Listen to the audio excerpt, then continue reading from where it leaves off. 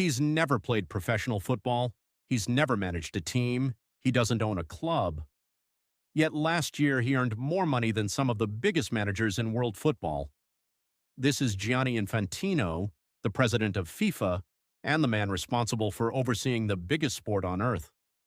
Today we're breaking down exactly how he earns around $6 million a year, why his bonus keeps growing, and whether he's actually worth every penny. Unlike most of football's biggest names, Infantino didn't build his career on the pitch. He built it behind a desk. Born in Switzerland to Italian immigrant parents, he studied law before joining UEFA in the year 2000. Over the next decade, he quietly climbed the ranks until becoming UEFA's general secretary in 2009, one of the most influential jobs in European football. Then everything changed. In 2015, FIFA was rocked by one of the biggest corruption scandals in sporting history. Senior officials were arrested, investigations spread across multiple countries, and longtime FIFA president Sepp Blatter was forced from office. With FIFA desperate to rebuild its reputation, Gianni Infantino ran for president. He won the election in 2016. Nearly a decade later, he's still leading the organization and has become one of the most powerful executives in global sport. So how much does running world football actually pay? According to FIFA's latest financial report, Infantino earned a base salary of approximately $3.3 million in 2025. On top of that, he received a performance bonus worth another $2.78 million. Combined, his total compensation reached just over $6 million for a single year. That's around $16,000 every single day, or roughly $680 every hour of every day. To put that into perspective, it's almost identical to the annual salary reportedly earned by United States men's national team coach Mauricio Pochettino. One spends his time coaching players on the pitch, the other oversees the business of global football, and that's before considering the influence that comes with the role. That enormous bonus didn't appear out of nowhere. It reflected one of the most profitable periods in FIFA's history. Most people think FIFA only makes money every 4 years during the World Cup. In reality, it's a year-round global business. Its biggest source of income is broadcasting rights. Television companies across the world pay billions of dollars for the exclusive rights to broadcast World Cup matches. Next come sponsorships. Companies like Adidas, Coca-Cola, Visa, and Hyundai spend hundreds of millions of dollars to have their brands associated with the biggest sporting event on the planet. Then there are ticket sales, hospitality packages, and premium experiences, which generate another huge stream of revenue. Even merchandise and licensing contribute billions more through official footballs, jerseys, collectibles, and video game partnerships. Then in 2025, FIFA launched its expanded Club World Cup. The competition added another massive commercial event to FIFA's calendar, creating billions of dollars in additional business opportunities through media rights and sponsorship agreements. As a result, FIFA now expects to generate around $14 billion during its 2027 to 2030 financial cycle. That's more revenue than many Fortune 500 companies generate. FIFA isn't simply organizing football tournaments anymore.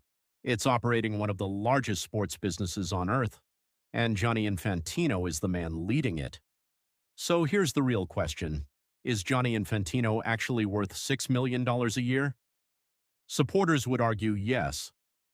Under his leadership, FIFA has expanded the Men's World Cup from 32 teams to 48. The Club World Cup has been completely redesigned into a global competition. Investment into women's football has reached record levels, prize money has continued to increase, and FIFA's commercial revenues have reached all-time highs. If you judge him purely as the chief executive of a multi-billion-dollar organization, those numbers look impressive. But critics see things differently.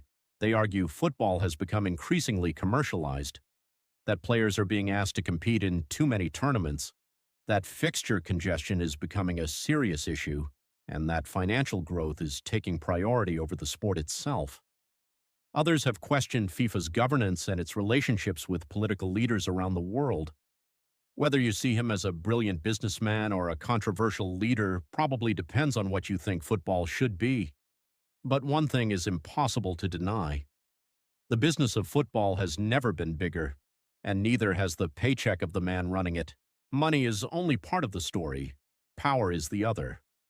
As FIFA president, Infantino helped shape the future of the world's biggest sport, from selecting tournament hosts, to expanding competitions, to negotiating billion-dollar commercial agreements. His decisions affect players, clubs, broadcasters, sponsors, and billions of fans worldwide. Next year, he'll seek another term as FIFA president. If re-elected, he'll remain in office until 2031, giving him roughly 15 years at the top of world football, the maximum allowed under FIFA's current term limit rules.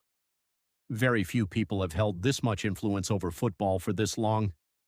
Of course, with that level of influence comes intense scrutiny.